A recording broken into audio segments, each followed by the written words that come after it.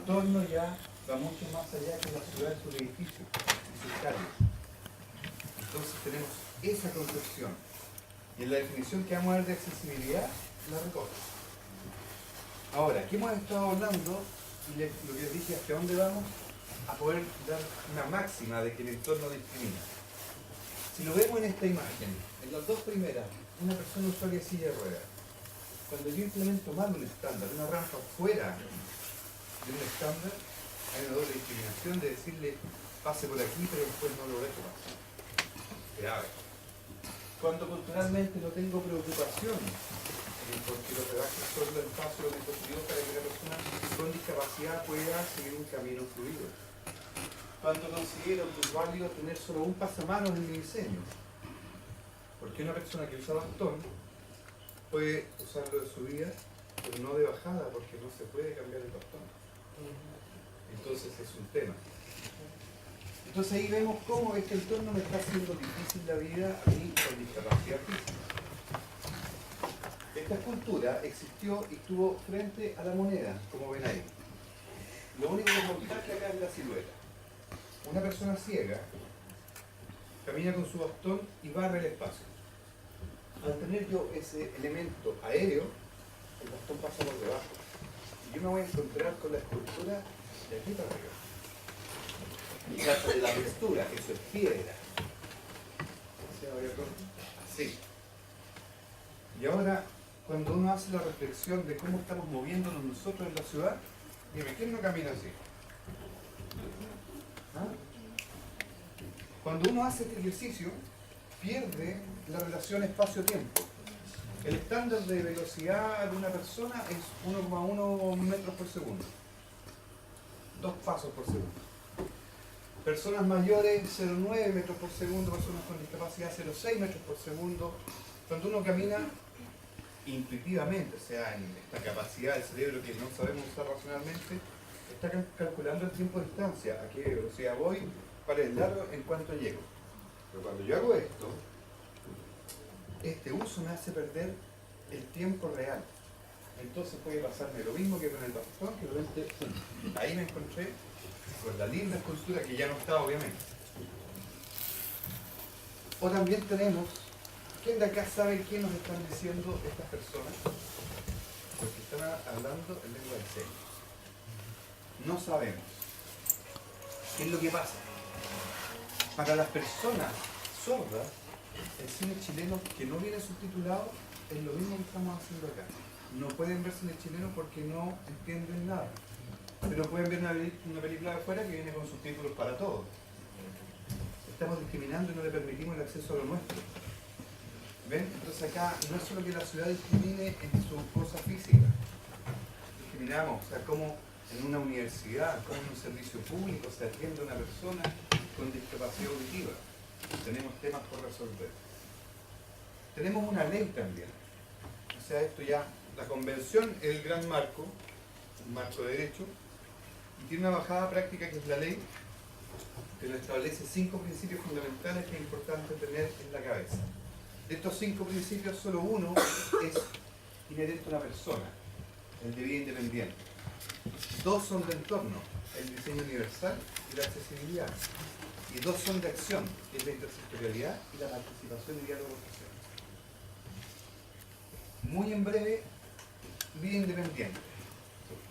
María Soledad Cisterna, la Francisca Mardón y la Maca Cabrillana, Pablo Pineda. Estas personas son conocidas por lo que hacen. María Soledad Cisterna es abogada, representante en Chile ante la ONU sobre el tema de los derechos de las personas con discapacidad. Las chicas son medallistas olímpicas y Pablo Pineda está haciendo un coach de inclusión desde la discapacidad. Resulta que ellos ya son conocidos por ser quienes son y no por ser personas con una X discapacidad. Porque ella es ciega, ella tiene movilidad reducida y ella tiene una discapacidad mental. Y eso es lo que menos importa. La vida independiente es que las cosas estén preparadas para que las personas puedan desarrollar al máximo su potencial y puedan llegar tan alto como esto, o simplemente armar un hogar, tener una casa, tener una vida independiente. Cada uno que pueda elegir. Con las fotos que vamos a ver después van a ver que muchas veces eso se hace imposible. Después la accesibilidad. ¿Qué es la famosa accesibilidad? Uno podría retorizar, podríamos ponerle una parrilla y hablar de accesibilidad y bla, que me quedo con la definición de la ley que encuentro que engloba bastante. La condición que deben cumplir los entornos, y hablamos que el entorno es una cosa mucho mayor que lo físico, pero le agrega bienes, productos, herramientas, dispositivos, procesos, servicios, es como todo. ¿Para qué? Para que sean comprensibles y utilizables por las personas con la mayor autonomía posible. Entonces, esa definición dice que lo que hagamos, lo que preparemos, tiene que permitir la mayor autonomía de todo tipo de personas, entendiendo la diversidad funcional que tenemos todos. El diseño universal, no voy a entrar en detalle, es como la previa a la accesibilidad. Cuando un proyecto, pienso en todos, empiezo a hacer ese proyecto ya pensándolo en todos y no agregándole cachirulos al final. Ya, ¿cómo lo hago ahora accesible? Empiezo desde el principio a diseñarlo pensando en todas las personas. Después la intersectorialidad, el nombre lo dice, intersectores, trabajar en conjunto. Por eso es muy interesante que en el caso de las escuelas se trabaje interdisciplinarmente y que yo entienda qué rol va a tener un abogado cuando se converse con un arquitecto, cuando converse con un servicio social, cuando converse con un terapeuta, en un caso de una persona que tiene un problema de vivienda.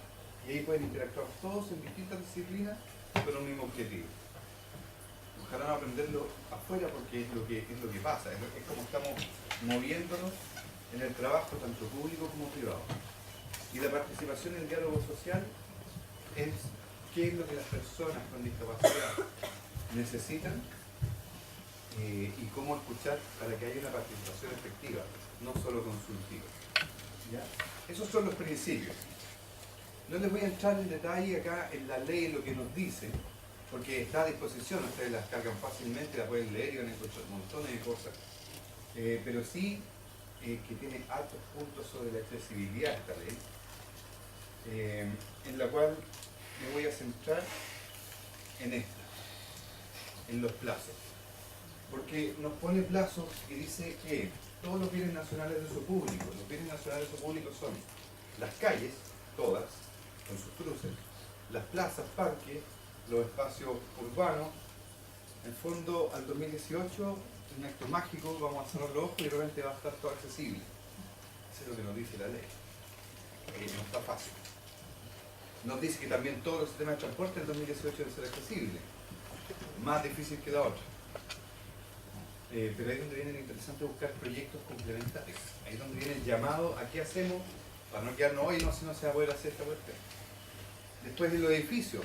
El edificio, una vez que salía el reglamento, que salió en marzo, 3 años, o sea, eso es el 2019. Todo el edificio público, incluido este auditorio, la universidad en su conjunto, debe ser accesible. Tremendo tema, porque primero hay que hacer un diagnóstico de accesibilidad para saber dónde tengo que meterle las lucas. Y las bibliotecas que ya tendrían que ser accesibles. Entonces tenemos ahí un deadline, un momento en que debemos terminar esta regla. ¿Y esto cómo lo vamos a ver? En algunos casos soluciones que buscan de que todas las personas puedan efectivamente tener una solución. ¿Y para dónde vamos? Hacia apuntar de que generemos soluciones que sean universales y evitar las soluciones específicas para usuarios específicos. Ese es el desafío en cada una de las carreras de las que somos parte. Y ahora, como esto va a tener que tocar también, entre comillas, venderlo, defenderlo, argumentar, lo reduzco a 4 conceptos. Ya vimos 2, el concepto de derecho, de la no discriminación. Ya vimos cómo este entorno que me discrimina, me impide cosas, me puede afectar.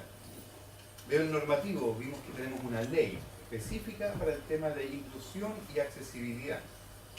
Pero también vemos la universalidad, que se la voy a explicar asociado a quienes usan la accesibilidad, y al crecimiento, pensando que con el segundo estudio nacional de discapacidad hay un aumento del 13 al 17% más o menos, y que la tasa de adulto mayor también está en aumento, hay un crecimiento. Si yo lo planteo, por ejemplo, al turismo, a los prestadores de servicios turísticos, puedo decirle, usted tiene ahí un dicho negocio y además algo debe cumplir porque es un derecho, porque la ley lo dice, ¿no? También puede ser negocio.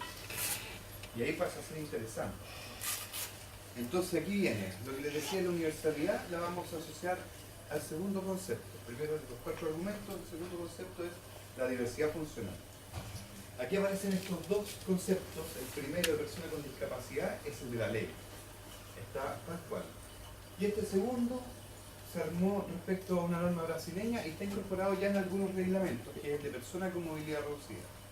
Y que dice que toda persona sin calificar como persona con discapacidad tiene por cualquier motivo, y esa frase cualquier motivo es importante, dificultades para el desplazamiento, el control motor y la percepción. ¿Ya? Entonces ahí tenemos la estadística actualizada, personas sobre 20 años, sobre 18 años, perdón. En Chile se estiman 2.606.914 personas con discapacidad. No es menor el número. Pero ¿qué pasa si cuantificamos a posibles personas con movilidad reducida? Tomamos tres grupos. Las personas mayores, obviamente ahí tenemos un ámbito. Tenemos a las mujeres embarazadas, en estado avanzado de gestación, o familias con niños hasta 4 años, ¿por qué? Por el uso del coche. Los que hemos sido papás sabemos que efectivamente es cómodo que haya una accesibilidad, un desplazamiento. Y personas talla grande, que están asociadas por el Ministerio de Salud con estadísticas. Si yo sumo estos tres grupos más las personas con discapacidad, me dice 40 a 60% de la población. Y ese es un número bien cototo. Ahora, siempre sale un ingeniero que dice, sí, pero es que puede ser una mujer embarazada con discapacidad. Ya, es el número. Por eso le tuve que agregar este monitor. ¿Alguien de ustedes me puede decir qué persona acá es una persona con discapacidad y cuál es temporal? ¿Qué persona es sorda acá? Es imposible. Acá perfectamente la persona que aparece, la silueta en silla de ruedas, puede ser una persona que jugando la bichanga, tuvo fractura, se le cortó el tendón y va a andar en silla por 3-4 meses, viviendo el calvario de la no accesibilidad. Y ahí yo le comí su cifra y la tiro para el otro lado. La no cuantificada versus la que se cruza, al final igual voy a estar hablando de la. Entonces, si le llamo a la frase del total de la población, para un 13% la accesibilidad es urgente. Para el 40, 50, 60, y cada uno elige de acuerdo a lo que haya comprado eso, es necesario. Pero finalmente para el 100%, para todos nosotros va a ser confortable. Porque vamos a caminar por una vereda que cumple los atributos de ruta accesible, que está preocupado del hoyo o no hoyo, de que si ya hay peldaño o no hay peldaño. Entonces ese confort nos transforma a todos en beneficiarios. Y aquí vemos esta diversidad funcional expresada en personas. Tampoco, o sea, podría yo asegurar el nivel de temporalidad de este, excepto tal vez en esta que digo, no, esta sí es temporal, pero no sé lo que le va a pasar después. Pero ahí tenemos personas, son todas estas personas son y somos usuarios de la accesibilidad. Después, concepto importante de relevar también acá que les pueda servir para lo que quieran hacer con esto es la cadena de accesibilidad. Conjunto de situaciones que concatenadamente se tienen que dar para que una persona, desde que está en su casa hasta que vaya a hacer lo que tiene que hacer, sea lo que eso sea, pueda hacer. Y tiene 4 eslabones asociados a los verbos que están en cada uno de ellos. Primero, el acceder. Acceder y egresar. No siempre egreso, salgo por el mismo lugar por donde accedí, porque también consideremos, por ejemplo, las vías de evacuación. Ahí tenemos un factor de egreso diferenciado. Pero yo puedo haber accedido, llegar al acceso a esta universidad. No conozco la universidad, así que no estoy usándola realmente. Pero si no puedo desplazarme por las dependencias, por cada una de las aulas, estoy liquidado. Por eso el desplazar, circular, es un concepto importante. Después el usar. Yo tengo armado, logro circular. Si tengo un baño, pero no lo puedo usar porque los artefactos están distribuidos de una manera que no me lo permiten, no tengo nada. Y no tengo inclusión educativa si no tengo baño accesible, porque nadie puede aguantar todo el día. Y después el informar, el localizar, el comunicar, el informar. Una vía de evacuación tiene que ser claramente informada. El material con el que yo trabajo debe tener la consideración de las distintas necesidades de personas con discapacidad sensorial, con discapacidad mental. Cuando hablamos de discapacidad mental, ¿cómo lo traducimos? Lenguaje sintético, icónico, que sea claro, fácil de entender. esa cadena de accesibilidad la podemos aplicar. Si se fijan en los esquemas, el acceso al transporte está puesto como gran dificultad porque es difícil.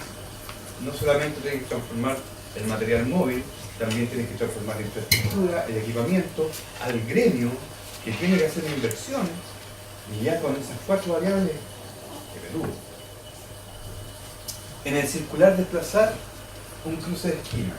Y creo que Valdivia es una de las ciudades que tiene menos rebajes o más rebaje y no rebaje que he visto y he recorrido antes. Entonces una persona que va desplazando sencilla, cruza con un rebaje, el rebaje es la rampa que hay en la esquina, y no tiene otro para seguir y vamos viajando por la calle. Ahí hay peligro de vida. O sea, estamos hablando de seguridad de la persona. Y en el informal está puesta esa señalética que hace referencia a un baño. Y que no es un cuadradito azul de 10 por 10 que está puesto en un muro que alguna vez alguien tal vez vea o encuentre cuando quiere ir al baño. Es claramente evidente dónde está. Si lo asocio a una vía de evacuación que me entregue con esa claridad de información, pensando por ejemplo en una ciudad bordes costeros, donde tengo que tener vías de evacuación urbana, es importante. Y esto lo puedo aplicar también a la unidad. Si yo puedo acceder al baño con una puerta de ancho suficiente, si me puedo mover adentro, es decir, que yo tenga mi radio de giro, que me pueda acomodar, que pueda cerrar la puerta, digamos, que es un poquitín importante, por eso en un baño, y que pueda usar los artefactos, que yo tenga mi espacio de transferencia para poder pasarme al inodoro, y que esté la información y que yo sepa dónde está el baño. Parece simple, pero si se empiezan a dar vueltas y empiezan a mirar las calles y los edificios, entonces tenemos pega. Y el otro concepto fundamental y quinto es el de la ruta accesible. La ruta accesible es un concepto tridimensional que nos habla de que tenemos que tener un ancho mínimo, que en el espacio público hacer 1,20 en espacio de poco flujo y 1,50 en lo de mayor tránsito peatonal. Por 2,10 metros de altura, es decir, aquí aproximadamente, donde en eso no debe haber nada que se me atraviese, ni la paleta gráfica, ni el poste, ni la señalética, nada. Todo debe estar en una zona de servicio, un poquitito alejado de las fachadas, porque las fachadas no tienen una sola línea. Y este concepto, si lo llevo a lo práctico, yo debiese salir de mi casa, tomar una vereda, que se ve una diferencia de nivel como en la primera foto, está salvada por un plano inclinado, que es una pendiente muy suave. Después yo tengo que poder cruzar, y ahí vemos un rebaje del tipo Barcelona. Cruzo de un lado al otro. Llego, si mi acceso está más arriba, me conecta. Y una vez que entro, continúo y me lleva a cada recinto. ¿Se entiende la lógica? Es bastante obvia, pero no está. O sea, es una vereda bien hecha. Y ayer, yo hace años que no venía al día y que me costó encontrar vereda. Es un peligro porque entre la iluminación y el estado de la vereda no es fácil. Entonces la ruta accesible, si lo vemos aplicado, tenemos distintas formas cuando se combina con pavimento. El pavimento adoquín, por ejemplo, con una silla de ruedas que te rebotan los riñones, se le echan a perder los rodamientos, es re mala. O para el que usa bastones, para no pensar solo en la silla de ruedas, es inestable. Para personas mayores, si una persona mayor se cae, puede ser una persona postrada. Entonces es importante, en este caso, por ejemplo, cómo se maneja diferenciado y cumple con lo que está diciéndonos en la definición que está en la otra lámina, que es un pavimento, una circulación peatonal que se realiza utilizando el ciclo dibujado, homogénea, estable. Es una buena vereda. Una buena vereda como esa y donde no pasen cosas como esa. Entonces, conceptualmente muy fácil transmitirla, después lograr volver a meterla en las ciudades que hemos construido, no está tan fácil. Y aquí me voy rápido, van a quedar locos y locas, porque aquí les voy a mostrar cómo la ciudad, en términos reales, con plata invertida, acá hay plata pues, le pone dificultad a la persona, por lo tanto podemos decir que la estamos discriminando. Pero la primera foto es esta. Esos estacionamientos cumplen con el estándar. Hay dos estacionamientos, con las medidas adecuadas, con el espacio peatonal, señalizado en el piso y señalizado arriba. El de la camioneta, no sé quién es. pero es un... ¿cierto? No puedo usar lo que es. La barrera actitudinal es la más compleja de salvar. Por eso es tan importante que ustedes estén acá pensando en esto, proyectándose en esto, porque somos parte, agentes de cada uno de nuestra propia dimensión, somos agentes de cambio en esta materia. Eso no tiene nada que ver con el estándar que se implementó. Eso es pura actitud. Distinto a esto, ¿cómo entró ese estacionamiento? Y ahí está, y es validado. Lo loco es que además tiene una rampa al lado. Buena onda. O acá me la hace al revés. Ese no llega por la callecita, no sé cómo se va a meter usted ahí, pero se la tengo. Y se dan el trabajo de pintar y todo, si es una cosa... Nosotros dice cara dura. ¿Sí? Cara dura es que te digan, ya ahí está, y te lo dejan y mire, ahí está. Después lo vemos en las calles. La accesibilidad, podemos hablar de que tiene problemas estructurales cuando estamos en una ciudad, por ejemplo, como Valparaíso, o acá mismo, en las partes donde tenemos ya cordillera, donde las pendientes son naturales, y no es llegar y pegar un corte al cerro y dejar plano. No es así de fácil. Pero también tenemos otros dos tipos de problemas. Problemas de diseño cuando está mal hecho, como los que vimos en los anteriores estacionamientos, y problemas de mantención y control, como es mantención, o sea, riesgo de vida. Eso es la no accesibilidad. Tenemos también el estándar que se usa. Más de 1,5 centímetros de separación, te atrapa el bastón al ciego, te atrapa el bastón a la persona con movilidad reducida, te atrapa la silla, te atrapa. No te deja llegar a la hora de la pega. Y te echan. Discriminación. Lo vemos también, esta es una foto de la Alameda, que es el eje más importante en Chile. Metrópolis cuando tienen más de una cierta cantidad de millones de habitantes.